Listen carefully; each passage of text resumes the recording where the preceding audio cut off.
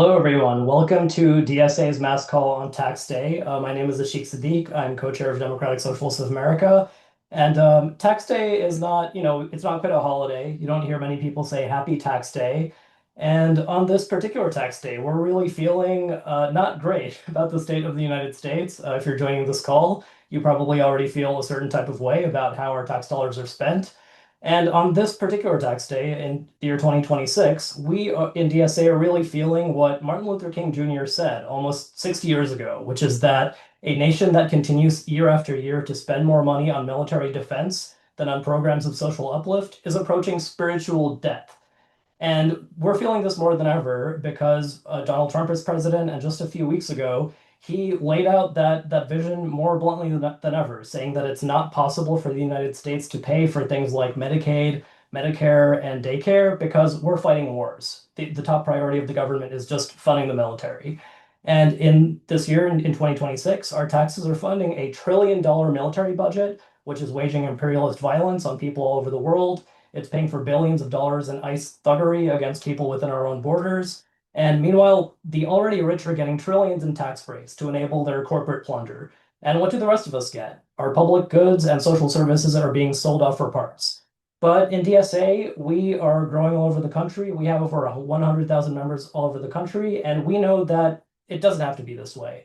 All over the country, we're organizing in our communities and our workplaces and in all sorts of structures of power to transform our society so that it works for the many and not the few.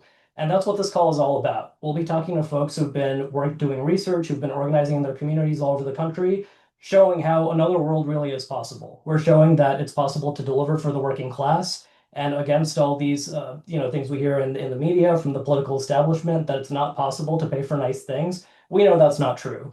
Right now, we're seeing the example of the first 100 days of Mayor Zoran Mamdani's administration, which is showing what socialist governance can bring in the world's wealthiest city. Millions of people are seeing that, things like potholes can be filled through blizzards. 100,000 potholes have been filled after years of austerity governments where people just expected that you just have to deal with basic services going unmet. Over $1 billion has been secured for universal childcare, which is one of the basic promises that Mamdani came into the mayorship campaigning on. Millions has been secured in funding for worker restitution from bad bosses, and there's so much more. And these are just parts of what we know is possible. This is something that over a century ago in Wisconsin, socialists helped popularize the idea of sewer socialism, just that basic things like sewers, plumbing, like socialists can deliver on these things. So we're bringing back a sewer socialist agenda for the 21st century at a time when our infrastructure is falling apart all over the country. And DSA helped make that possible. 8 million New Yorkers know that there's an organization that is fighting to make big things possible, to win the resources they deserve, and pushing people in the establishment like Governor Kathy Hochul to make concessions on taxing the rich. So, like Zoran said in his first 100 days address, we've heard for decades from people like Margaret Thatcher, who helped turn the United Kingdom to the right decades ago, saying that socialists eventually run out of other people's money. Zoran said, well, maybe actually you eventually need socialists to clean up the mess. And that's what we're doing. All over the country, we're showing how good things are possible, and you're going to hear from folks on this call laying that out. And this is just showing that all along, these good things were possible. It's not just that only now somehow things are becoming possible. After many decades of funding on war and militarism, these things were possible all along. For the past 2 decades, since 2001, since 9/11, this country has spent over $8 trillion on the cost of war throughout the Middle East. And if a fraction of that were funding things like a Green New Deal, something like $4 trillion could have already funded a 100% renewable energy grid. We could have already had that. Medicare for all is something we hear is impossible. For less than half of the cost of the current military budget, something like $300 billion a year, we could have Medicare for all on top of existing healthcare costs. Trump just requested a $1.5 trillion military budget. One thousandth of that, something like $15 billion, could house all the currently unhoused people in this country. So big things are possible. We know it's possible to win them, and we're starting to show that in the communities across the country. And we're going to keep doing that. Good things are possible to win everywhere. and we've got a role to win together. So I'm really proud to be part of DSA. If you're not already a member, you should join. What makes all this possible is that we are an independent member-funded organization. We are aiming to be a mass organization. 100,000 members is the biggest socialist organization that's existed in this country in almost a century, but we're aiming for the millions. So if you're not already a member, join DSA. And everything that we do is based on pooling our collective resources. We're never going to have billions like the corporate bosses, the fascists. They're always going to have more money than us, but we have people power. And what we can pull together is what allows this independent power to win in New York City, in Minneapolis, we'll hear from all over the country, from Florida to California. Big things are possible because we're organizing to win them. So I will see who we have on deck. We have a few guests running a little late, who I'm very excited to hear from. But I'm going to first pass it on to Sumaya Awad, who is a fantastic organizer based in New York City, who's going to lay out the trade-off between our militarized spending and what that could be funding instead. So Sumaya, I'll pass it on to you. Thank you. Thanks, Ashik. Hi, everybody. Um, Calling in from New York City, where uh, pressure to tax the rich is already starting to work, and I'm sure many others on this call will talk about that. But what I want to start with is just how much the U.S. Has spent on funding the genocide in Gaza and on funding Israeli settler colonialism and apartheid in Palestine. Since October of 2023, the US government, first under Biden and then under Trump, has sent over $30 billion in military funding to Israel, to enact the genocide, to fund the ethnic cleansing of Palestinians across Palestine and the occupied West Bank, as well as in Gaza. And in the last year, Trump has also bypassed congressional approval to send an extra $650 million more to Israel. And many of these weapons that are being sent, they are US manufactured weapons. So they also prop up the US weapons industry, which is then also used on our streets by ICE agents, by the Department of Homeland Security, by various police forces across the country. We are now also engaged in more wars. We have war against Iran. We are continuing to fund Israel as it bombs Lebanon. And there is a regional war brewing in the Middle East that we have both feet in. In the first 2 weeks of the war on Iran, the estimates are that the US spent $2.1 billion a day on the war. And these are lower estimates. Some say the estimates are much, much higher. This is a war that only 20% of Americans support. And when it comes to Israel, 60% of Americans have said they support an arms embargo. They support stopping the shipment of weapons to Israel. And still, we hear the same excuses again and again from our government and by successive governments that we go to war in order to either defend ourselves here, that it is a form of defense, or to free others overseas. Both of those are so false, and we've seen it again and again that working class people actually pay the price for all the wars that our governments wage. We see that with the working class people in Iran paying the price, in Lebanon, of course, across Palestine, and across the region in the Middle East. And then we see what it does here in the US, where it is working class people that pay the price for the wars our government is waging abroad. I actually want to quote Trump from a recent press conference, because at a time where most working class Americans are really suffering, and are unable to pay for healthcare, unable to pay rent, or unable to pay for groceries, etc. At a press conference, Donald Trump was asked about this, and he said, quote, "The United States can't take care of daycare. We have all these people. We're fighting wars. We can't take care of daycare, Medicare, Medicaid, all these individual needs," end quote. So it is very blatant. He's saying the quiet part that's usually quiet out loud, that in fact we are spending on wars, we are spending on a bloated military budget, a bloated DHS budget, a bloated Pentagon budget, while we can't afford to give the basic needs of what working class Americans need every day. In fact, just $12 billion, which is a fraction of what the US has sent to Israel over the course of decades. $12 billion could fund the following.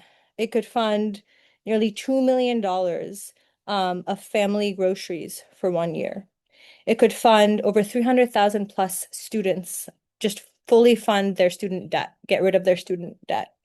Um, and it could fund $3.5 million dollars worth of healthcare for children in this country. And that is just a fraction of what that amount is, $12 billion dollars. When you think about the dozens of billions of dollars that this government continues to send Israel over decades, and especially in the last 3 years, 2.5 years since the genocide has begun. And that spending is ongoing, regardless of a quote unquote ceasefire, which we know is not real. I mean, the bombs on Lebanon continue to fall. Just last week, Israel in 10 minutes bombed 100 different targets in Lebanon. And this was during a so-called ceasefire. During multiple rounds of ceasefires in Gaza, the bombs kept falling. Palestinians kept paying the price. And all of this was funded by the US. All of this was funded by our very own tax dollars. And so it's so important, and I can't underscore this enough, that we say that we want to end military funding to Israel, to end this bloated Pentagon military budget. And there's so many ways to do that. And fighting for an arms embargo can manifest in many, many ways. And one of them that is so important is the Block the Bombs Act, which is a piece of legislation in Congress with a list of members growing, supporting it every day. But the pressure, we need to keep the pressure on, especially when talks of ceasefire happen and people think, oh, this is going to end.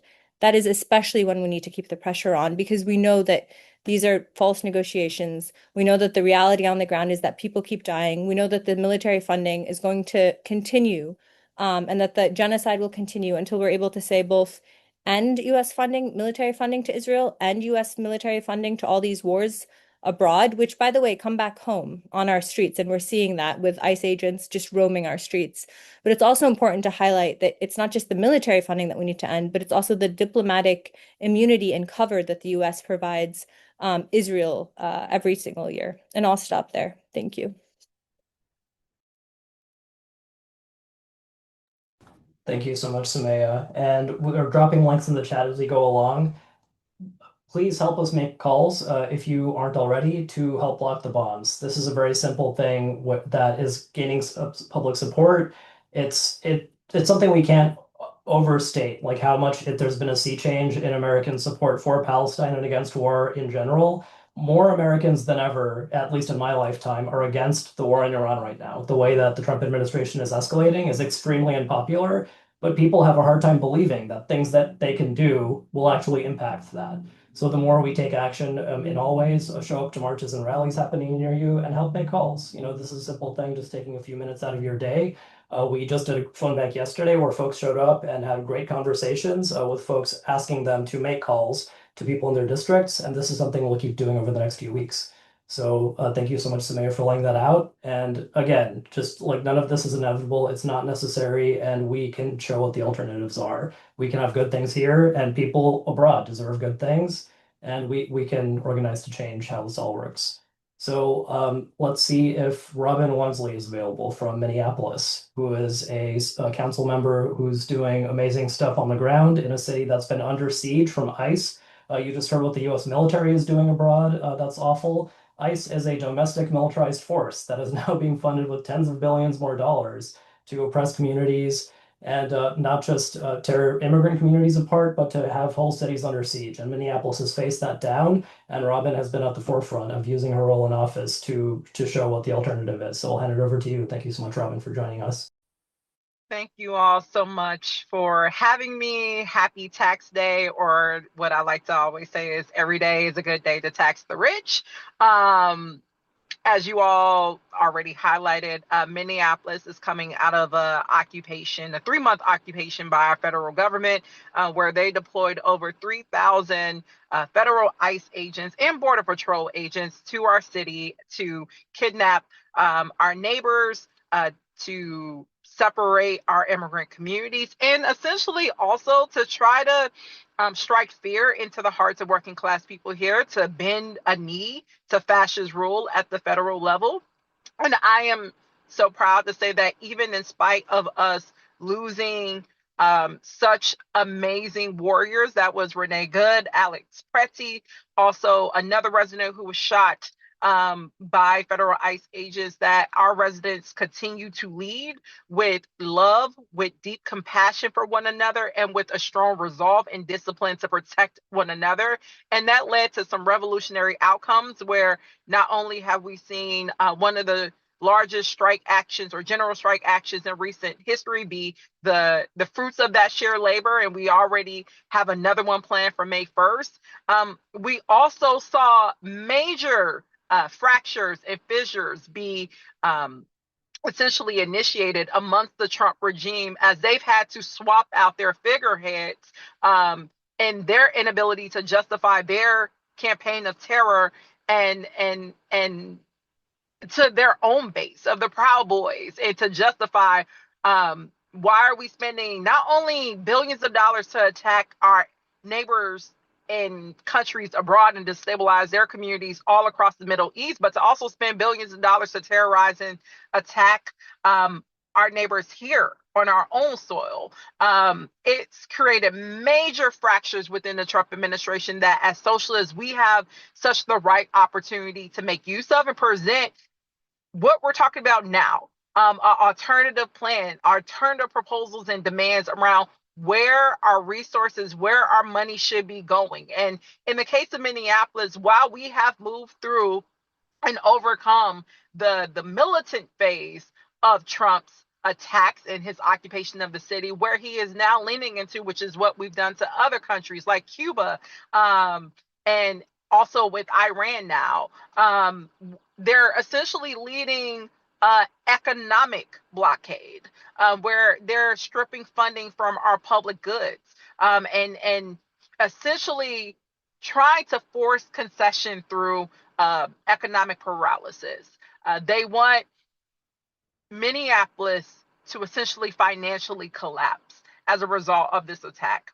And I think most immediately, especially as our federal leaders are debating bills right now around conditions that could warrant justification for the continuation of the Department of Homeland Security to exist, which abolition of that department all day.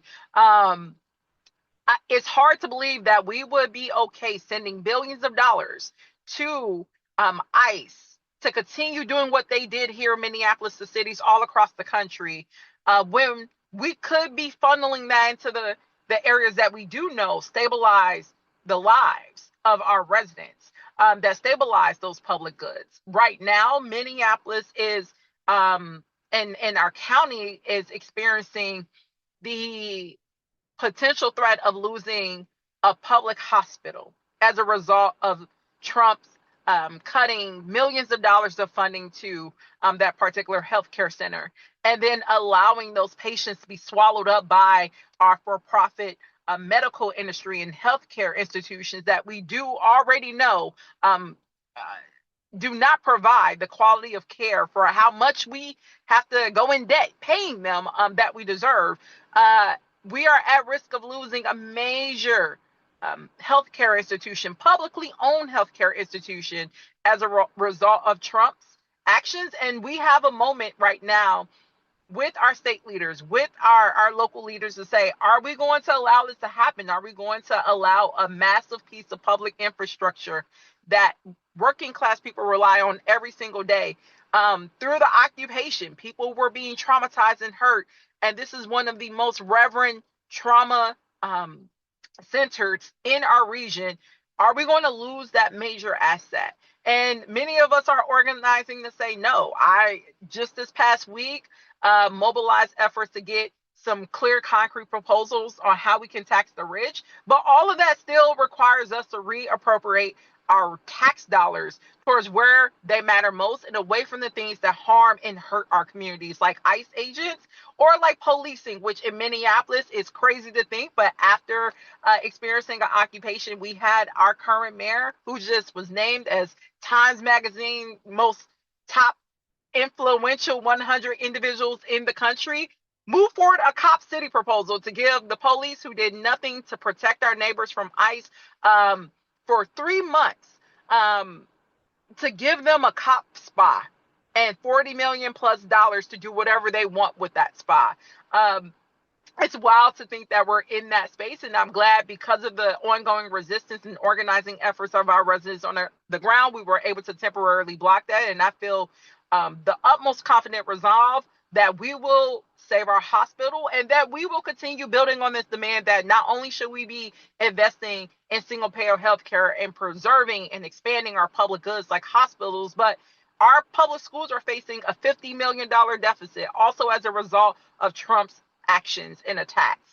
We need to be making sure that instead of giving tax breaks to some of the city's most wealthiest businesses and households, we need to be funneling those dollars into our schools so our kids can have the quality education that they deserve. We need to be stabilizing housing as thousands of residents are still poised to be evicted and are moving through the eviction process because during the occupation, they could not leave their homes without risk of being kidnapped or killed by ICE agents in order to go make a living.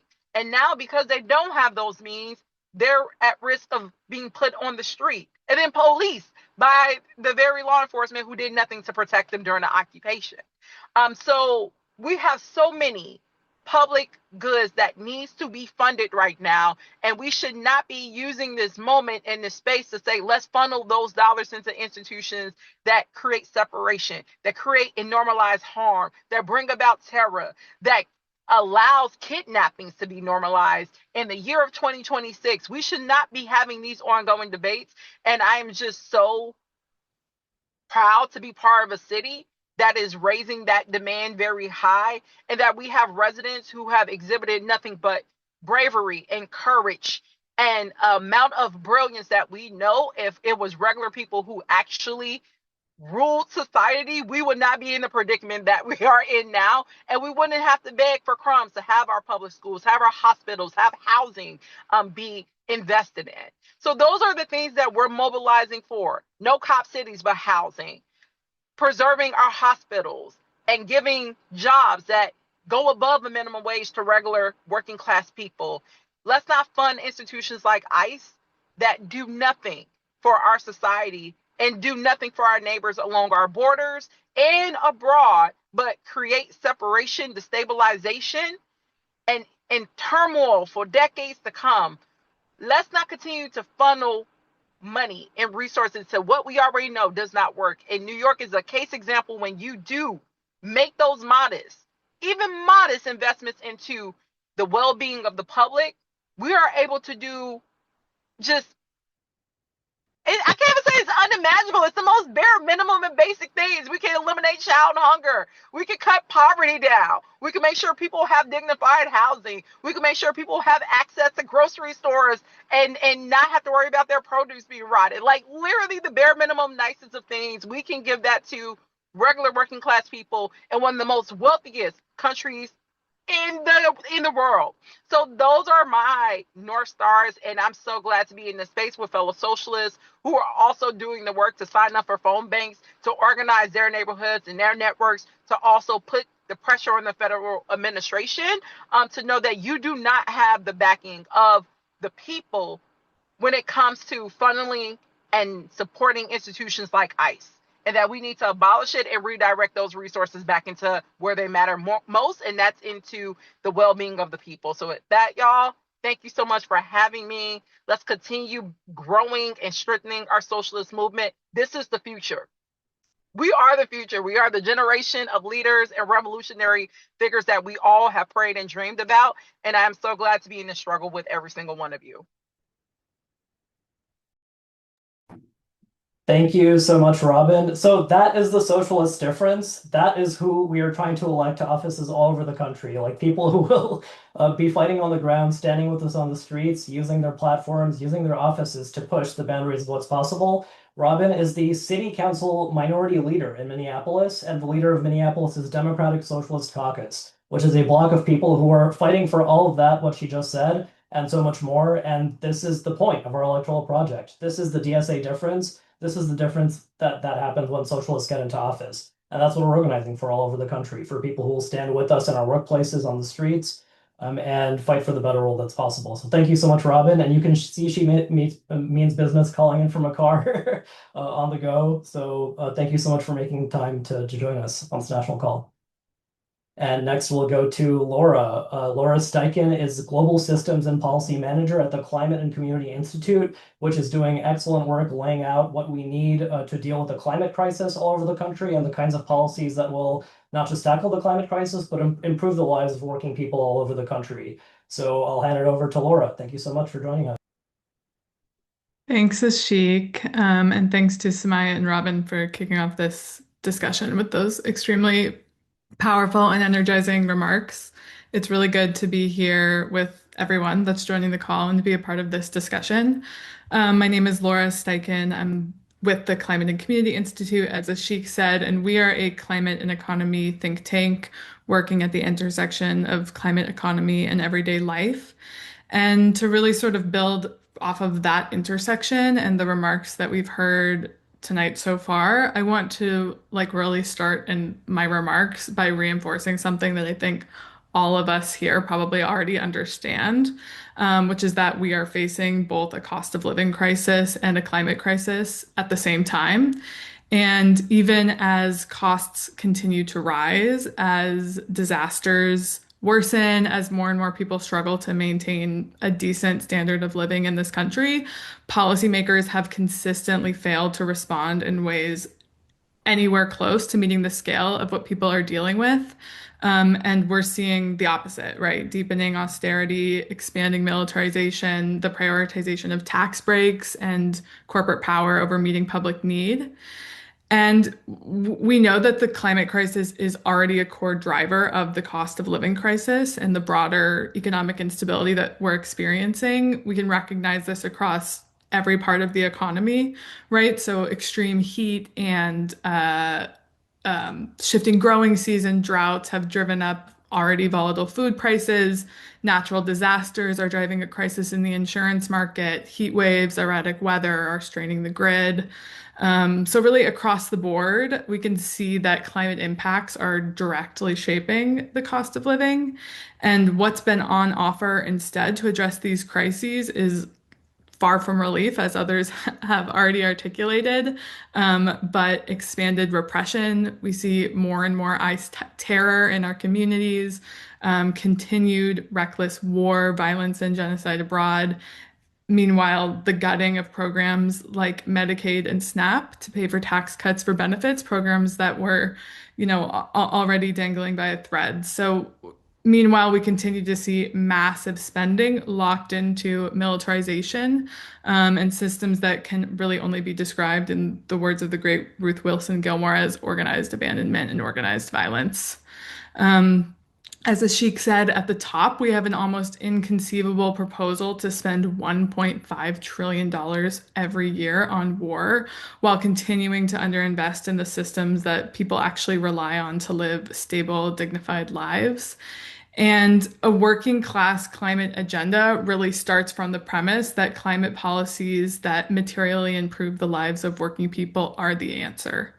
And there's really no single lever to get us there. We need a multi-pronged strategy, as others have said, includes levying taxes on the wealthy, expanding antitrust and anti-monopoly enforcement, and critically, as we're really focused on today, on tax day, we need to adopt a divest invest strategy that addresses the trillions of dollars that we're spending on war and militarism, not only driving harm and instability at home and abroad, but draining public resources, which could be directed towards climate adaptation, climate mitigation, infrastructures of care that would actually keep our communities safe and secure. To echo what others have shared, the trade-offs are quite stark. Half of the current $1 trillion military budget could build more than 2 million units, 2 million units of new affordable housing, something that we need in this country yesterday, stabilizing rents and virtually eliminating homelessness. With those resources, we could effectively end the wildfire crisis in the US West, where I live, The proposed increase in Pentagon spending alone could fund roughly 500 gigawatts of utility scale solar. So that's enough to power nearly 60% of all the homes in the United States, which would significantly lower household energy costs while cutting emissions at scale. And, conservative estimates of the money the United States has spent on the reckless war in Iran could have funded pre-K for every 4-year-old in the United States while we have a childcare crisis. It could fund green retrofits for nearly 2,000 public schools. So as Robin and others have said, none of these budget trade-offs should be radical. They're really the bare minimum to meeting people's needs. And so it's quite clear that we need to cohere around a strategy that really brings down costs, rebuilds state capacity to actually meet people's needs instead of just perpetuating state violence, and really shift power so working people can be in charge of this transformation that we need, addressing economic and climate instability at the same time. At Climate and Community Institute, we released just today, actually, on tax day, a working class climate agenda and white paper that really articulates this vision for green economic populism, as I've alluded to. And as others have said, this is a popular strategy, it's a winning strategy, and it's a strategy that we need. So we'll drop the link to learn more about that agenda in the chat, and hope to continue the conversation throughout this evening and beyond. All right, thank you so much, Laura, for laying it out. And check out those links in the chat. The climate crisis is something that you might be hearing less about in the news and in politics lately, but it's worse than ever. It continues to get worse, and that's kind of the whole point. So it's a really big breakthrough that there are folks across the country who are demonstrating that it's possible to tackle the climate crisis while also improving people's lives, because this has been a core division for many decades, that environmentalism is often seen by people as, something that's kind of inconvenient. It's about you personally recycling, or, using plastic straws or paper straws or whatever it is, but that just lets the corporations off the hook that are causing it. And they're lobbying, they're spending millions of dollars to influence politics to not do the things that reduces carbon emissions while actually improving people's lives, reducing cost of living, and just giving you more access to things like public transit that's fast and free, green housing. Like, all these things will just make people's lives better, and that's what we're starting to demonstrate in places like New York City, in places where we have more socialists in office, with people who are progressive and who want to do it all at once. That's what we need to do, and we need to do it very urgently. So thanks so much, Laura, for joining us. And I will go next to Lindsay Muniak, who is an organizer with the Debt Collective, where she helps lead national work on medical debt and healthcare. She's also a member of Greater Baltimore DSA. And Medicare for All is another thing that you might have been hearing about less than you did a decade ago, or however many years it's been since Bernie Sanders ran for president with that as a core part of the platform. But it's still part of the vision, and that's more urgent than ever when so many people are losing access to Medicaid and Medicare and going deeper into debt at a time when we just have all the means to give people good healthcare everywhere, but it's not happening for very clear reasons. So Lindsay, I'll hand it off to you. Yeah, thanks, Ashik. And hi, everyone. As Ashik said, my name is Lindsay Muniak. I lead work on medical debt and healthcare at the Debt Collective. We're a union of debtors fighting for debt abolition across the country. And what we mean by that when we say debt abolition is not just the kind of immediate debt relief, cancellation, although we think these things are good, right? We're all trapped in debt. Everything's too expensive. We have to make these impossible trade-offs all the time about where we're going to spend what money we have, what we're going to put on a credit card, what bills we're just going to ignore and hope we'll sort of like wait till the next month. And the reason that we talk about debt abolition rather than just cancellation is because we've seen the patterns over the decades of debt increasing. We're forced more and more to take on money to pay for things that we think should be public goods, healthcare, housing, education. But in the US are for-profit industries. And so when we say debt abolition, what we mean is we want to transform the conditions that are trapping us in debt in the first place by making sure that things that are public goods should be public goods, and by making sure that our public money doesn't go to funding a police state that's terrorizing our neighbors, doesn't go to funding war abroad that's like just producing the most terrible images. I'm sure we've all seen them, and ruining people's families, ripping apart their lives. And we also talk about how debt is a tool of social control. And I think probably a lot of the people who join this call are pretty clear-eyed about the state of things. Like, we have a government that is like veering into rapidly. I mean, it's veering into a fascist state, and as members of the public, I think we have a responsibility to fight back, and to fight for the different vision of the kind of society we want, which is why I'm a DSA member, in addition to the organizing work I do. And when we talk about debt as a tool of social control, it's important then to keep in mind that when we feel like we're constrained at the level of actions that we can take, at the level of risk we can take, for instance, organizing our workplaces or participating in the type of really brave, bold resistance that we saw in Minneapolis, debt makes us less able to sort of have the room to do that. And so it's not a coincidence that a fascist state would be forcing us further and further into debt. Like Ashik said, I lead our work on medical debt, which we really understand is work on healthcare, because medical debt is a symptom of a catastrophically broken healthcare system that we have in the United States. One that puts profits above everything else. This is a healthcare system that's trapped 100 million Americans in medical debt. And just to sort of like put that number in perspective, I know people probably know the general population of the US, but this is 40% of American adults. So if you're out, you're in the grocery store, you look around, maybe you're struggling with medical bills, you don't know how to pay them, you feel a little bit alienated, stressed, lonely, like how are you going to make ends meet? The important thing for us all to keep in mind is that everyone else is feeling that too. And once we start to realize that everyone is feeling squeezed by bills that we can't pay, or by the threat of bills that we can't pay, this is the reason that people avoid getting healthcare. Then I think we can sort of start to find our collective power, because this particular economic system that we're in has pushed things to such a limit that people are in a boat where there isn't enough like shared prosperity to convince the number of people that this administration and others that may proceed from it, that it's not worth fighting back. And so what happened last year during the federal budget process, and what's happening again during the budget negotiations taking place right now, is that this administration is stripping money from our already extremely limited public healthcare system to build a police state that's terrorizing our neighbors, to expand the military and our kind of like international, like basically imperialist presence. This is what we're seeing in Iran, in Cuba, in Venezuela. And the money that could be going into healthcare, rather than like actually investing more than what we've had there, which is really what we would need to do, is now being redirected to enact extraordinary violence on behalf of the people on this call, which none of us want, I would imagine, or you wouldn't be here. And so one of the things that we want people to remember, and by people, I mean everyone here, but also our neighbors, people in our families, our friends, our communities, is that that's actually our money. That's public money.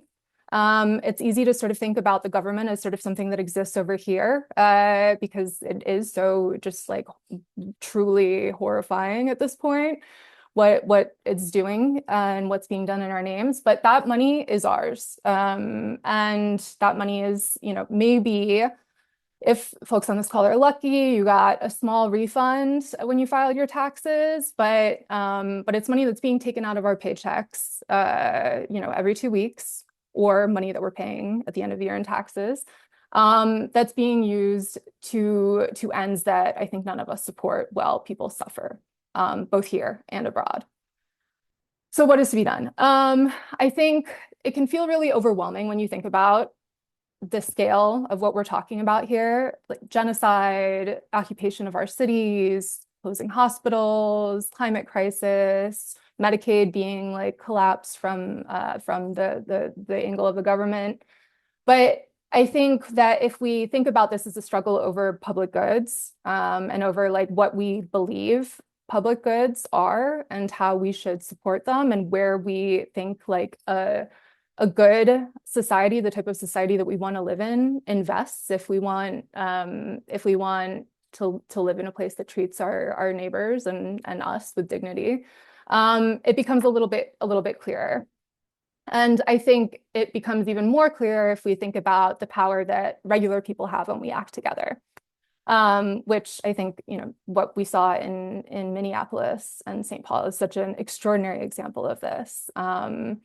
We've been led to believe, because of our economic system and because of lots of things about the way that our political system is structured, that we don't have any power. And I think that what we saw there is that we actually really do. Regular people have a lot of power when we're organized.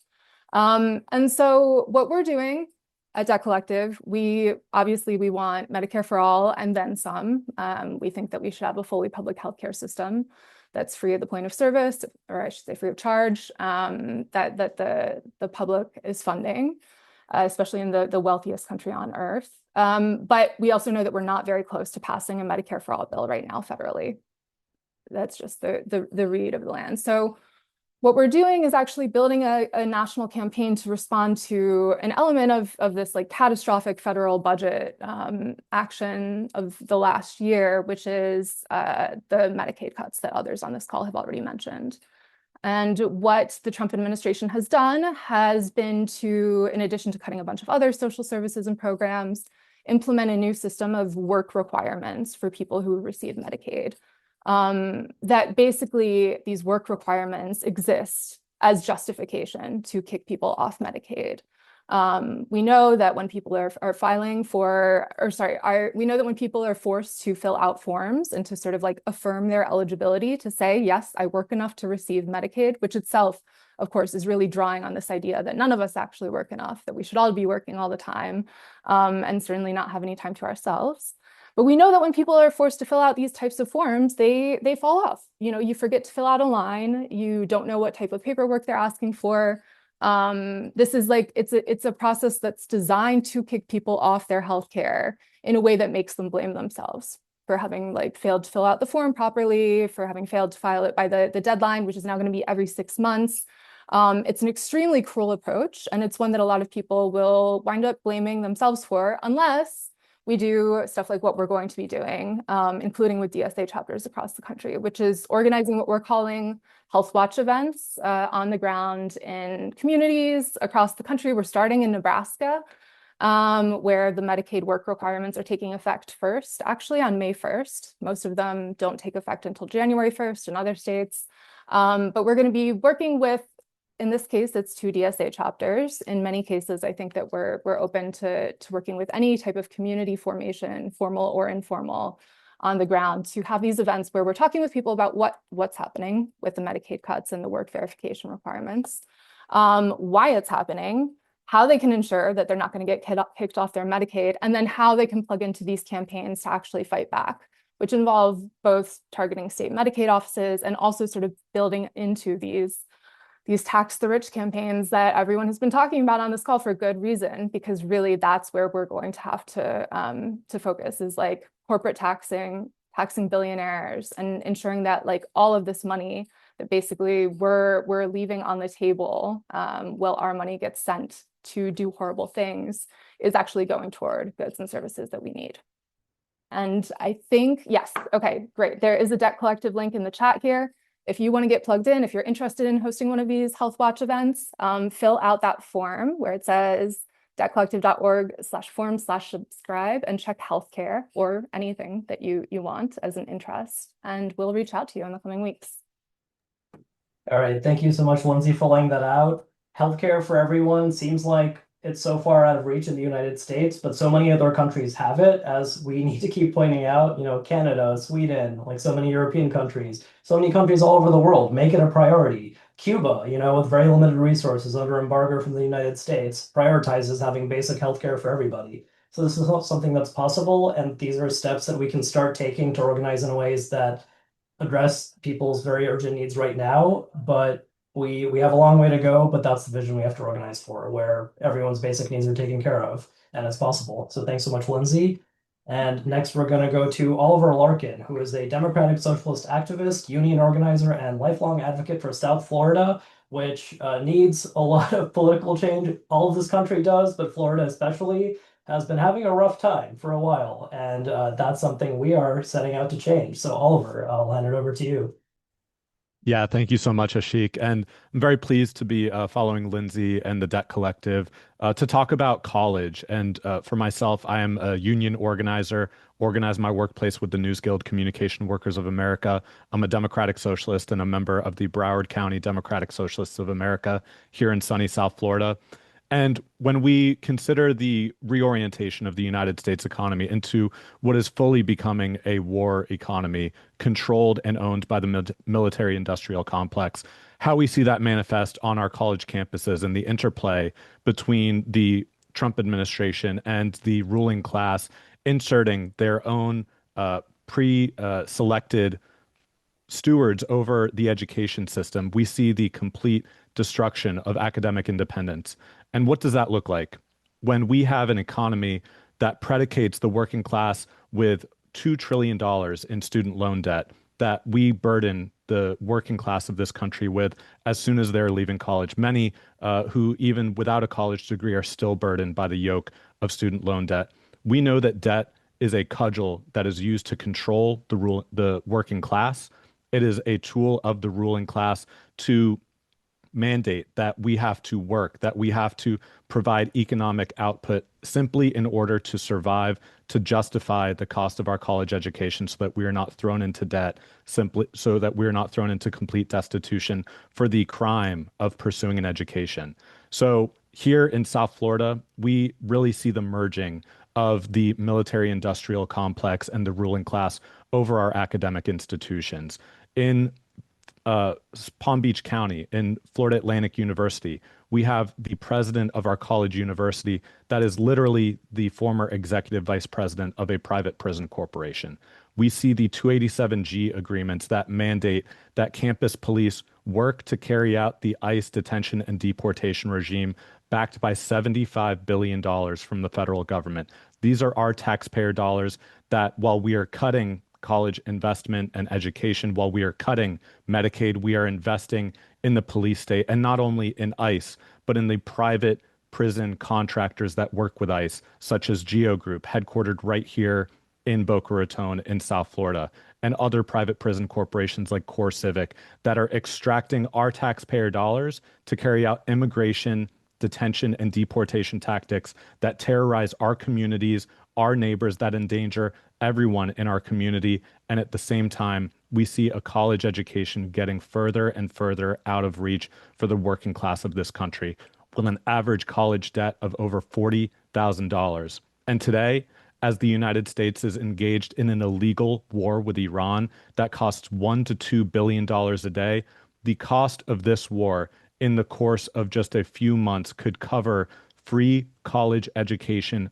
across our entire country. Not only four-year college, public universities, two-year colleges, community colleges, tribal colleges, trade and vocational schools for a fraction of the cost of this $1 trillion Pentagon budget, which, by the way, does not serve the interest or the needs of the enlisted service members in this country who are forced to go to food banks when the government shuts down, who are forced to rely on food stamps and other government benefits, because while this country spends record amounts on the military, they don't actually provide for the needs of the people serving our military. And at the same time, when we see college education becoming more and more expensive, we see the crackdown that we have witnessed on Columbia University's campus with the merger of the fascist police state and university administration to silence campus free speech, to incarcerate activists like Mahmoud Khalil and Laka Cordia, who was recently released after a year in ICE detention simply for standing up against genocide with her comrades at Columbia University. The punishment and silence of free speech and dissidents on our college campuses cannot be extracted from the influence that college education in this country is completely controlled by a ruling class that is subservient to the military-industrial complex, is subservient to the interests of Zionists. In Florida Atlantic University, we've seen this university become the largest public university investor in Israel bonds at the same time that they terminated a 30-year partnership with Broward Health for nearly 200 medical and nursing school workers just 2 years into that contract. While we are spending millions and millions of our dollars, not just at the federal level, but at the state level, at the municipal level, with our public university systems, when we're sending that money towards a genocidal apartheid state and divesting from infrastructure like Palmtran, when we are cutting the availability of rides for our disabled community members because we are spending that money instead on investing in Israel bonds and on investing in the military-industrial complex, on investing in ICE, immigration and customs enforcement, instead of providing a college education that is free of cost for anyone who desires it, and not just college education, but as we mentioned, building the trade and vocational programs free of cost that we're going to need if we're going to engage in the Green New Deal level of infrastructure renewal that we need all across this country, if we're going to have good paying union jobs for all, investing in the trades and apprenticeship programs. This is what is within our power to do, because as the federal government, we have the power to control our taxes and allocate them as we see fit. We do not need to send another $200 billion towards funding an illegal war with Iran. We do not need to send dozens and dozens of billions of dollars to continue breaking our own international and U.S. domestic laws to fund a genocidal apartheid state.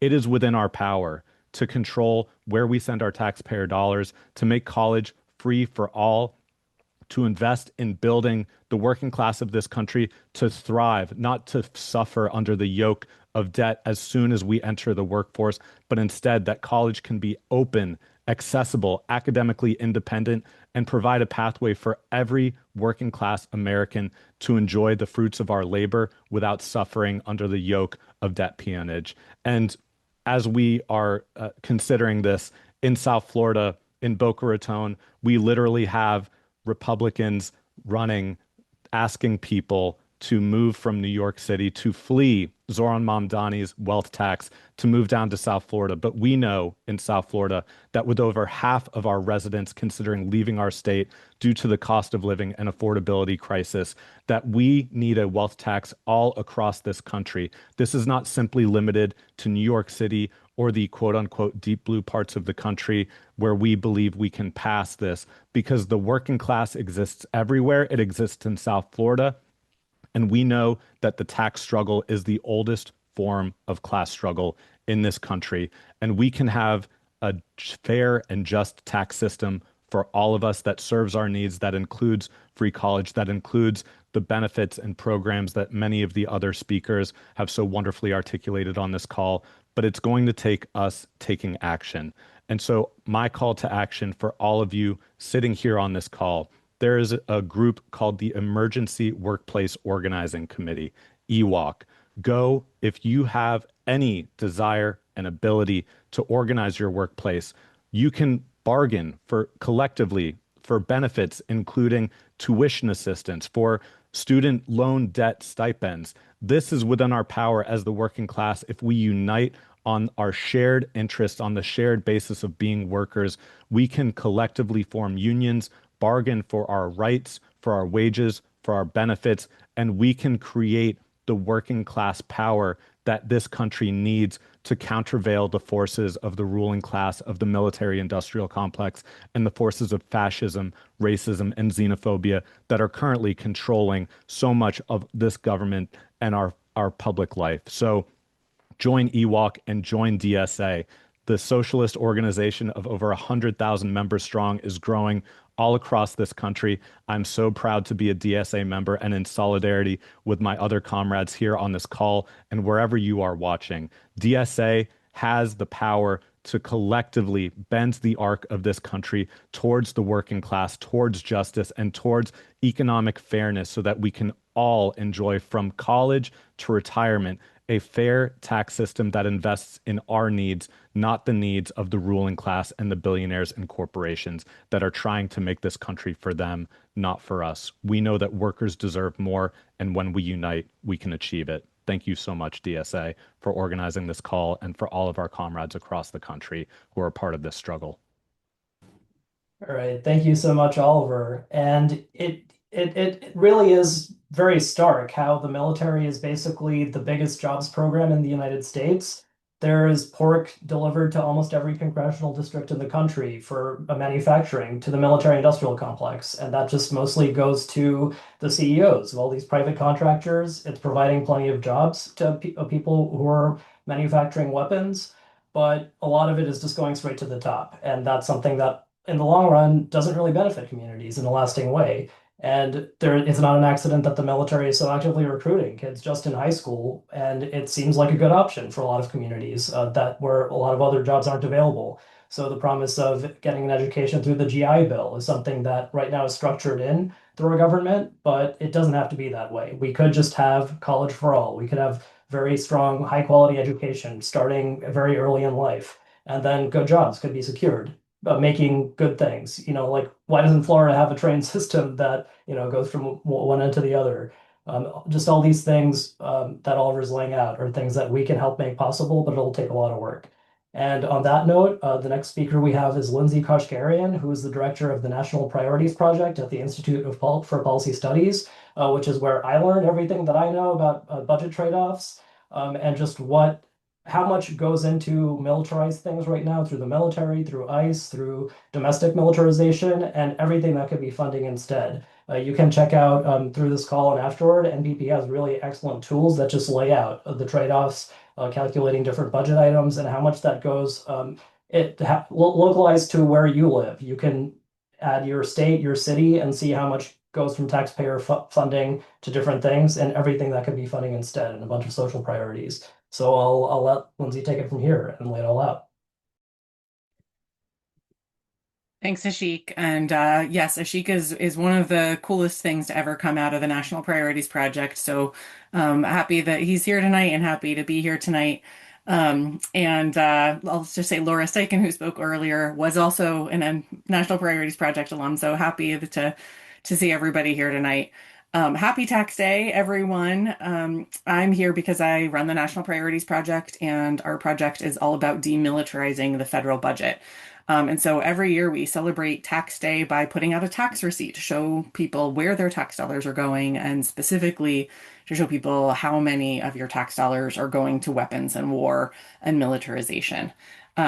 So I'm going to share some slides to show you all this. I trust that anyone who's here at 9 p.m. Eastern on tax day has already filed your taxes. So too late for you this year, but I'm going to show you where your tax dollars have gone if you paid taxes this year. I'm going to share some slides. So of course, all of this is happening in the context. You can see that maybe. Great.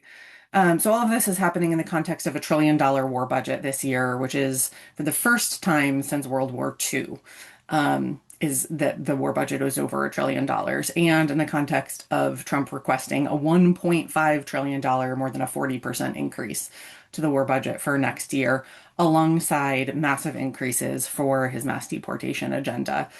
So all of this is happening in that context. Last year, they passed the big bad bill that cut Medicaid, that cut food stamps, that cut so many programs. And this is, of course, the very opposite of where we need to be going, which is healthcare for all and affordable education for all, and all of the things that all of the other great speakers already talked about. So this is where your tax dollar went in 2025. And I know we're in 2026 now, and I'm going to talk a little bit about that, especially because a few things have happened in 2026, and you may want to know how much that's costing. But in 2025, which is the year that we're filing our income taxes for now, about 20% of your tax bill went to war and weapons. And that's that green slice over on the top right corner. But I want to draw your attention also to the slice right below it, which is the blue slice for veterans benefits.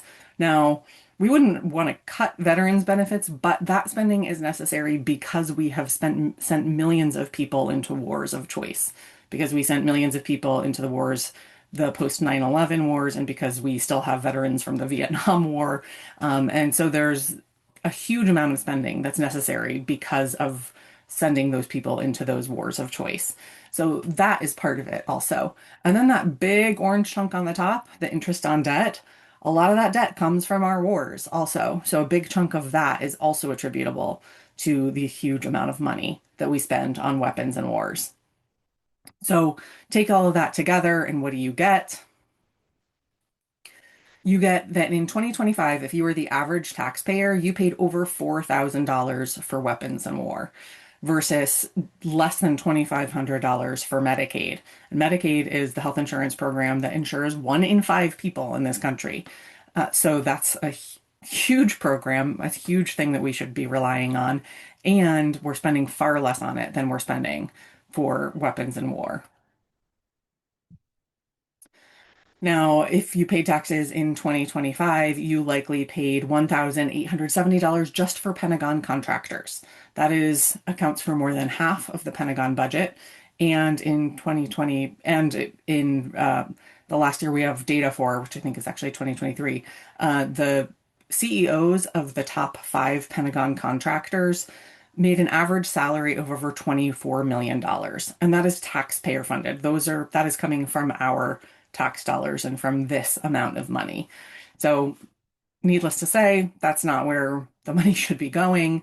It's contributing to inequality. It's contributing to the wars that this administration has started and ongoing supplementation of the Israeli military and what it's doing in Palestine. So all of that is happening under this amount.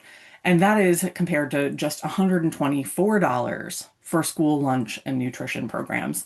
And those programs served 30 million kids this year with free lunches, low-cost lunches for kids who need meals and sometimes are getting this is also school lunch and school breakfast. Sometimes kids are getting their main meals at school from these programs. And so that's just the disparity of the amount of money that we're spending on those programs, one versus another. If you paid taxes in 2025, the average paid $136 for nuclear weapons versus $19 for the Postal Service. And the Postal Service right now is in danger of privatization. It's in danger of, they say, not making their budget by February of next year. But that's because we're not funding it. This is a service that provides an amazing service to American people. There's about 30% of people who can't get direct service for packages from the other main services, from like UPS or FedEx. And if you're one of those people and you're getting a package, including if you're getting medication delivered to your house, if you're getting, any other necessary good that you've ordered, you are getting it through the Postal Service. And that is only affordable and it is only possible because we pay for it as a public service and because the prices are limited because it is not privatized. So just $19 for the U.S. Postal Service, which is one of the most amazing services that our federal government has, versus $136 for nuclear weapons. And right now they're in the process of nuclear modernization, which means buying all new shiny weapons and upgrading the weapons that we have to keep them new and shiny for the coming century and coming years.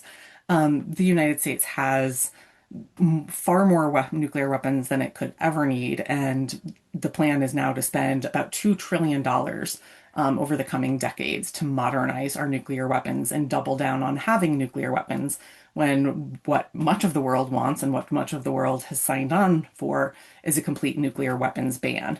But instead of talking about that, we're doubling down on spending more money for nuclear weapons. Oops. Sorry about that.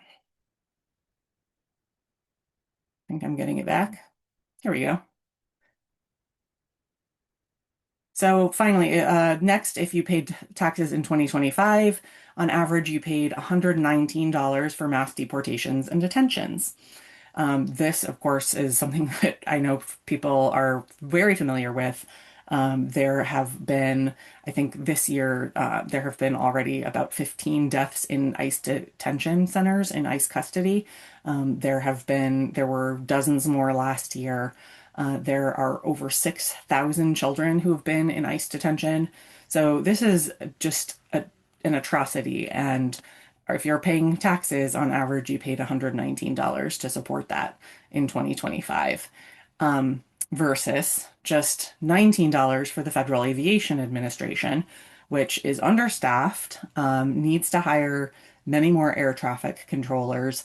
And in the last 2 years, we've seen at least two deadly accidents that were quite probably related to not having enough air traffic controllers.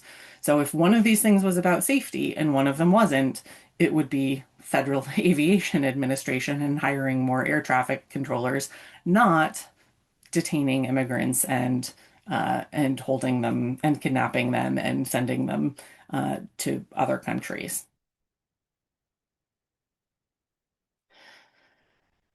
And finally, if you paid taxes in 2025, on average, you paid $57 in aid to foreign militaries. That includes aid to Israel and is perpetuating their genocide in Gaza, is perpetuating their attacks now on Lebanon, is perpetuating the violence that they're doing in the West Bank. All of that is supported by those tax dollars, versus just $49 for diplomacy to prevent wars. Granted, we're not very good at diplomacy right now, but in theory, would be where we would be putting our tax dollars instead of in aid to foreign militaries. And it's never been a priority, and it still isn't today. So finally, I know this is a question. So in 2025, you did not pay this because it did not happen in 2025. But we went ahead and calculated based on the cost of the war on Iran so far, which we put at about $35 billion, which is a mark that we're probably just crossing just about now. And if that had been last year, that would be $130 that you're paying so far for the war on Iran from your tax bill. And of course, that is still growing as long as this war keeps going on. And the current ceasefire notwithstanding, there is no sign that this is going to be a permanent ceasefire. And so this number is only likely to continue growing. So finally, I'll say you can go see the full tax receipt with all kinds of more details on Pentagon contractors and on other federal programs. You can see the breakdown for mass deportations between ICE and Border Patrol and all of these other details. And you can see the full receipt at either of these websites. Our project website site is nationalpriorities.org, or at the Institute for Policy Studies, which is the ipsdc.org. So next year, we'll do it again. You should come back and see where your taxes went, because if things go in the direction they're going, it'll probably only be worse. But keep organizing, and we're going to turn it around. All right, thank you so much, Lindsay, for laying it out. And yeah, that's really just scratching the surface of the numbers that we have at our disposal, just laying out really bad things that our government is doing and has been doing for a long time, versus the good things that some of which are being funded at very small amounts relative to what they deserve, but also really huge things that we could be spending money on. So it's really important to, sorry to use militarized language, but to arm ourselves with information about what is possible, because one of the top questions we always get when we're advocating for good things is, well, how are you going to pay for it? And this just really shows in abundance how much we have in abundance in money that is currently being used for the worst purposes. So thanks, Lindsay, for laying it out. And check out the tax receipt, check out the trade-offs. They're really powerful tools, and especially if you're doing any kind of advocacy or organizing in your community, you can lay out, like you heard from folks in Minneapolis or South Florida, you can get localized how much is going from what taxpayers are funding right now and what that could be funding instead. And it's just pretty neat to be able to say that, like, why are we each spending hundreds or thousands of dollars for these militarized things when just a little bit out of our paycheck personally, when we pay taxes, could instead be funding these great things instead. So it's important to have that information. And then you may be wondering, well, how do we win all of these things? Like, that's what we're getting to by the end of the call. A core part of DSA's theory of change as socialists, as organizers, is that we need a much stronger labor movement. We need workers all over the place to organize to change conditions in our own workplaces and then in whole sectors of the economy to organize to change how decisions are made in our workplaces in in major industries like to get a Green New Deal. We need workers across so many sectors to be able to organize to say, here's what our transition should look like. So many healthcare workers could be organizing to say, actually, we want to provide healthcare for everybody, and that will make our jobs easier versus what insurance companies want us to do. So I'm going to hand it over to Alejandra Quintero, who is a labor organizer, digital strategist, and longtime DSA member, who also runs an amazing platform called All Things Labor on Instagram and social media platforms, making lots of great videos. So Alejandra, can I hand it over to you?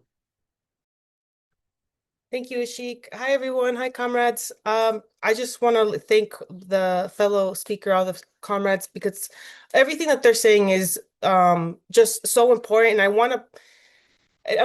want to repeat some of the things that folks were saying. I just want to have us really think about, and I'm really glad that the Lindsay for that last call that we had just was really breaking down where our money is going. So, we've talked a lot about ICE. I'm here in Los Angeles. I'm also a DSA Los Angeles Steering Committee member. A lot of the raids that started last year started in LA, right? And unfortunately, now we know that ICE's budget has tripled, what does that mean? It's like $75 billion that is now going additionally on top of the budget they already had. And so we know this is being used to what we heard from other comrades against, our own people, our own community. And when I say our own people and community, I mean all working class people. And I mean folks who are also abroad. Like this is also the money that is being used. We don't, like people have said previously, we don't have any money for healthcare. We know these people are having a hard time paying, their rent, and everybody is in debt, if not the majority of folks are in debt. So I want to talk a little bit about Los Angeles. So if you don't know, in LA, the budget, around half of the budget of the city goes to one department. And I bet you can guess what that department is. It's the LAPD. So LAPD is getting roughly half of the entire budget for Los Angeles, which means it's taking over a year to fix a street light, and it's taking over 5 years to make a street accessible. And at the same time, now you have LAPD who has all these fucking helicopters that are going into the communities and I'm sorry, they're always waking me up. I live in Northeast LA. They're always passing by. They're not doing shit. They're just wasting our fucking money. And they're doing this because they want to keep that budget at 50% to their fucking department. And it's infuriating because they're using it to harass and literally kill our people. We see this happening in Minneapolis, and we're seeing this happen now. So this is one of the things that when we think about how money is impacting us, and it's infuriating, it's like thinking about it like this, right? Like they try to make it where the government is perceived as like, oh, it's, it's nothing that they do works, or like everything is like useless. You go to the DMV, or like we were talking about the post office before, oh, like this is why, if you ever had a conversation with anyone that is kind of like a capitalist apologist, right? And they'll say, oh, but privatizing makes things more efficient, or it makes it more efficient. It's like, no, they're purposely doing this on purpose in order to ensure that none of the social services that are for the people actually work. And then it makes other working class people think that it makes more sense to actually give these budget cuts to these billionaires. It's all connected. We know this, right?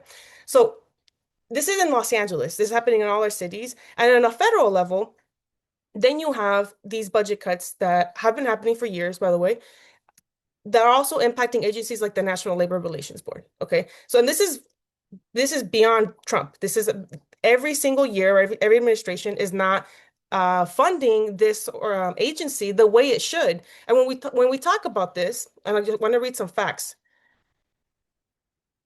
Because of these, the budget cuts and the underfunding, the field staff is down to approximately half of the entire agency. So according to the Economic Policy Institute, as of 2023, there is one NLRB full-time employee for every 90,000 employees under the NLRB's jurisdiction. Okay, and under Trump's tax for the federal workers, the ratio has gotten even worse. So another fact that I want to share with you guys, if you file an unfair labor practice, right? So regardless if you're a union member or not, if you file with the NLRB and you're a private sector worker and you're saying like I'm being retaliated against for any of these reasons, it is now taking to the investigation for an unfair labor practice from the charge to a formal complaint. It has increased from 105 days in 2010 to nearly 450 days in 2025. So I want you to think about this because oftentimes I'll have conversations with people online who say like people love to throw in like just sue your employer, just sue your boss. Like first of all, who has the money and who has the resources to be able to even go to court? If anyone's a normie or anyone listens to a bit of pop cultures on or too much online, like I tend to be on TikTok, and you follow any like the Blake Lively chat that is happening with Justin Baldoni, you'll see that even a very like a millionaire, multimillionaire white woman who has all the resources in the world is still having to deal with with a structure and a system that is set up to not to support workers. She filed some complaints about workplace harassment. That takes months, right? That takes months. And not only that, now they're making these systems and these agencies even less, not efficient. They want them to not work. That is the point, right? That is the point for them to, then you have dumbass Elon Musk going on Twitter talking about how like none of this works and I'm the only one that could do this. Like he's saying that in order to take more of the funds of our money for their second or third yacht, for them to throw lavish parties. This is where our taxpayer money is going to. So I just want to say, I'm going to keep it short, but if this upsets you, and it should, because think about it, the fact that this money is not going to our social services for public transportation to fix roads, right, to actually support the community, and it's our money that is being used, think about it, for these billionaires. These billionaires are parting off our fucking taxes. And if you don't want your taxes to go to billionaires, and if you don't want your taxes to go into the pockets of the rich or for war criminals to profit out of this, come out to May Day. If you're not plugged in, please plug in because DSA is part of the national coalition called May Day Strong. It's on Instagram. Get plugged in because this is a coalition of a lot of progressive unions. Chicago Teachers Union is part of this. DSA is part of this, a lot of organizations on the ground across the country that are going to come out for May Day. The call to action is no work, no school, no shopping. Depending on what you're able to do, come out. There's literally a pledge that you can take to commit to say you're going to do one of these things. And I also encourage you to hit the street. And this coalition, which is so exciting for me as a labor organizer, is the fact that not only is like DSA at the table, but you have labor at the table. And when you look at history, and you see the times where working people have been able to actually stop the fascist machine, it's when you have institutions like labor working in coalition with organizations and with all working class people. So please come out to May Day, talk about May Day, and make sure you come out and you bring your homies and your comrades because it's going to take a lot of us not only hitting the streets, but getting prepared and using May 1st as a structure test to figure out what we can do beyond just hitting the streets and going on a march. Thank you. Thank you so much, Alex. You just laid out what it's really all about. We have to be organizing in so many ways and showing up to days of action like this when many thousands, millions of people are already getting out on the streets. We've been having folks organizing against war, against ICE, for all these things that we know we have to stop and we have to keep escalating. And May Day is a great opportunity. May Day traditionally is International Workers' Day. And in the past few decades, it's been really important for immigrant rights organizing. And I think it was 2006, after many decades of the left being pretty weak. It was undocumented workers who organized a massive day of action on May Day to start escalating, to say that they were sick of the status quo, they wanted equal rights to everybody, and that really set the stage for stronger and stronger organizing over the years. So May Day this year is really exciting as a possibility because unions are getting stronger than they've been in many years, and immigrant rights organizers have been getting stronger. So this is a moment of convergence. It's a time to be out on the streets, and it's a time to join an organization if you're not already part of one. So plug into Mayday. We're dropping the links to that. And I want to ask now for folks who've been on for the better part of over an hour, are you already a member of DSA? Because if you're not, it's a great time to join. So I'm just curious. We have a poll right now going. You can say yes, no, or not yet if you're thinking about it, because this is the time. It doesn't have to be DSA, but DSA is an organization with over 100,000 members now all over the country, and we want to put people to work, like it's about our collective organization. It's not just being a name on a mailing list or a text list. We want to build our power collectively to be more than the sum of our parts. We have over 200 chapters all over the country, and we're doing great things, some of which you heard about. And I'm going to lay out a little bit about what we stand for. We want to be very clear about the things that we know are possible. So you heard a little bit about what some of the folks have laid out. We have a whole program that we call Workers Deserve More, which is what's in the title. We know that workers are capable of organizing for a lot, and we deserve everything for everyone. So we want thriving working class communities. We want things like Medicare for all, housing for all, college for all. We want living wages to support working families. We want this mass incarceration system and police brutality to have resources shifted away toward things that really provide public safety for everybody. The war on drugs has been going on forever, and it's mostly just criminalizing whole sub parts of our population. And we don't need that anymore. We can have nice things for everybody, and that reduces the causes of crime, and especially dangerous crime, go down when we're actually providing people's needs. I think after just 100 days of Zohran Mamdani's administration, serious crime is lower than it's been in many years. And that's because people are raising their expectations, and already quality of life is being delivered in some basic ways. We fight for an economy for the working class. So things like Medicare for all, a Green New Deal, union power, we can have it all by taxing the rich. We fight for working class foreign policy. Like we saw, we have now over $1 trillion per year going to the military, which is not keeping us safe. It's actually making the whole world more dangerous. So we want to free Palestine and colonies all over the world, like people who are being oppressed, so the resources can be extracted for the profits of very few people in the United States. And most people don't benefit from that. So the US war machine, economic warfare against working class people, these are not keeping us safe. And we want to expand the rights of immigrants. We want the freedom of movement. We're not afraid to say that borders are a construct that actually is, just making that's pitting parts of our population against each other, and we actually could have everything for everyone. And immigrants are not a threat to us. They're a core part of our society and the fabric of what makes our collective wealth. And we fight for working class democracy. We want universal voting rights. We want a truly representative Congress. It's crazy that there's a whole Senate that massively shifts voting power to parts of the country where a lot of people are not really living. The Supreme Court has all this power that is very undemocratic, especially at this point. A real popular vote for president. Imagine if your vote really mattered to everyone in the country, and there wasn't this electoral college that was always going to stack it against the popular vote from actually choosing who leads us. So all that and more is what we are fighting for in DSA. Workers deserve more. We deserve it all. And I am going to share the results. It sounds like 14% of you are not yet DSA members. So in that case, consider joining, really. And none of you said no straight up, so maybe you are thinking about it.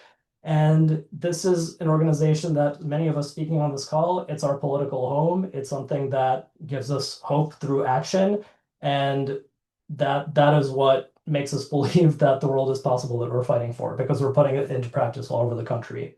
So it's getting late. I'm going to hand it off, last but not least, to a very special guest, Astra Taylor, who is co-founder of the Debt Collective, who you heard from earlier, and also director of a bunch of great documentary films, including What is Democracy, Examine Life, and Zizek. She has written many great articles and is co-author of books, including Democracy May Not Exist, but We Will Miss It When It's Gone, and an upcoming book with Naomi Klein, which I'm very excited about, called End Times Fascism and the Fight for the Living World. So Astra, let us go off this call with some hope that is grounded in reality. Thank you. Thanks for having me. It's always great to be here, and I've really appreciated listening to all the speakers. I just want to begin by saying, often when I am out in the world giving talks, people say, what can I do? What can I do? Because there's so much terrible stuff happening. And the thing I would say is join an organization, find a political home. The thing about being a socialist is you can't be a socialist alone. And so I really think it's important to join DSA and to also understand, as part of that, being part of that collective, that none of us are doing the perfect thing. I believe in debtor organizing. That's why I helped found the Debt Collective and why I organized with Lindsay. It's just one piece. There's a lot of important work being done. So I just want to say, to lift up some of the concrete steps, to think about joining the Block the Bombs calls, to join our healthcare watch actions at the Debt Collective. So I'd love to see that put back in, to think about organizing towards May Day, join a data center resistance fight if there's one in your community. There's so much important work to be done. I am finishing up a book with Naomi Klein, and it is called In Times Fascism. And I want to actually read a paragraph from it, because in the end, we talk about the need to not just tax the rich, but for a wealth cap, a ceiling on how much wealth people can possess, can achieve that through aggressive taxation. It's the way we abolish billionaires. And I just want to remind us of a bit of history. So this is a paragraph that I just got fact-checked. Well, a wealth cap surely strikes some as radical. In many ways, it would be a return to American form. Not that long ago, billionaires were practically non-existent, while the US has never established a ceiling for riches outright. For much of the 20th century, the country had a de facto maximum wage. And this is a quote from President Franklin Delano Roosevelt. This is what he said in Congress in 1942. No American citizen ought to have a net income after he has paid his taxes of more than $25,000 a year. He was seeking approval for a 100% top tax rate that would have capped people's after-tax income at around $300,000 in today's dollars. 2 years later, Congress raised the tax rate to 94% on all income in excess of $200,000, or what is around 3.8 million today. So that happened. That was real. And I think it's important to remind people of that this is actually something, the idea of a very different, much more progressive taxation system, something that is strong in our history. Thinking about Trump's budget, it's often said budgets are moral documents. Certainly this budget is an immoral document. The Trump regime is showing us that there is always money for war. There's always money for accelerated artificial intelligence that says its stated aim is a jobs apocalypse. There's always money for corruption and grifting. And, why are they doing this? They're doing this to get rich, of course, but they're also doing it because they think it will work for them. They think that the more desperate and insecure people are, the more they can turn them on each other, the more they can turn us on each other, the more they can throw us a scapegoat. And I think we're seeing that it's not working exactly as they planned. I mean, many of the Trump administration's priorities, these fascist priorities, are deeply unpopular. The war is unpopular. Artificial intelligence is extremely unpopular. 80% of Americans, I think 80% of Trump voters actually want regulation of that technology and don't trust companies to not screw them over. We're seeing more and more talk on the right of the deep corruption of this administration. And so, other speakers mentioned this, but this is a moment, I think, of opportunity for people on the left. And, we were told a year ago, well, there's this vibe shift and we are, it's the right's moment and the cruel kids are at the cruel kids table or whatever. And so that is definitely not the reality we're in. I think we're in a moment where the left is more needed as ever to help people understand that apathy is actually not the most pragmatic path. I think Ashik mentioned this. I really agree that people need to be shown that it's worth their time to get involved, engaged, and the Mamdani administration is doing a great job of giving us evidence of that. And then we also need to help people understand what's going on by giving them a framework to understand the economy and exploitation and the real systems that are the source of their poverty, their problems, so that they don't buy into that buy into those right-wing frameworks and believe that the problem is actually the immigrants, the problem is the Jewish bankers, instead of the problem being capitalism itself. And there's a lot of work for us to do in offering that different framework. And my co-author Naomi Klein, she wrote a powerful book called Doppelganger, and one of the points of that book is that the far right feeds on a vacuum. It's not just that the right wing, and this is something we're reiterating in this new book, the far right doesn't just succeed because it has a whole lot of money, though that is true. It doesn't just succeed because of greed or because of cunning. It thrives in a vacuum. It thrives when there's a lack of courage and conviction, when there's a lack of moral imagination. And this is why corporate Democrats are unable to be the bulwark against fascism that we need. And so it is up to us to help fill that void by offering a different analysis and a different vision that can help guide people.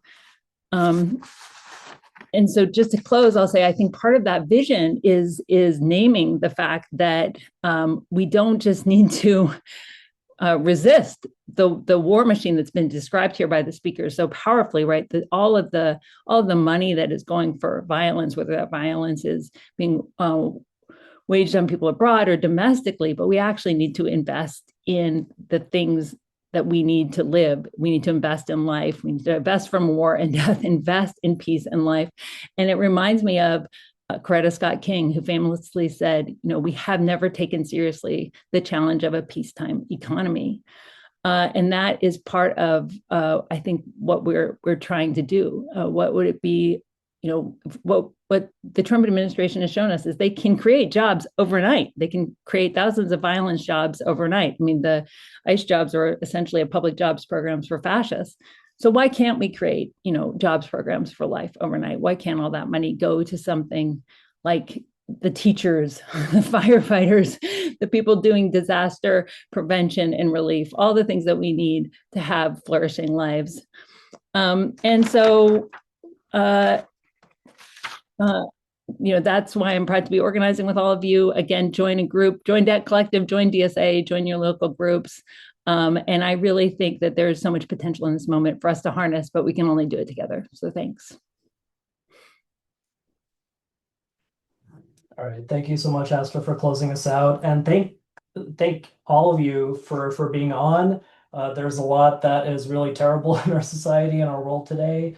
And it's easy to feel powerless, but we give each other hope through collective action. So once again, join DSA if you're not already a member. If you're a member but not sure how to plug in, we're going to follow up with a bunch of links and plug into your chapter. There's nothing like local organizing to figure out what's going on, what the issues are in your community, and ways that people are coming together to figure out how we can build power together.